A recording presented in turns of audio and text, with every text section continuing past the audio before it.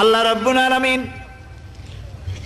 কোরআনে কারীমের ভিতরে নবীজির নাম একটি বারের জন্য নাম ধরে তাকে ডাকেন নাই, বরং তিনি বলেছেন তোমরা পরস্পর পরস্পরকে যেভাবে নাম ধরে ডাকাডাকি করো আমার নবীকে সেভাবে নাম ধরে ডাকবে না। আল্লাহ নিষেধ করেছেন আমার নবীর নাম ধরে ডাকবে না। সুবহানাল্লাহি ওয়া বিহামদিহি। এই পৃথিবীতে যত নবী আসছেন সমস্ত নবীরা হলেন এলাকা ভিত্তিক নবী, অঞ্চল ভিত্তিক নবী।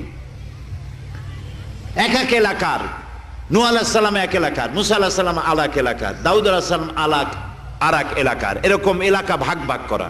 কিন্তু মুহাম্মদ সাল্লাল্লাহু আলাইহি ওয়াসাল্লামকে আল্লাহ রাব্বুল আলামিন কোন এলাকার জন্য নবী বানান নাই।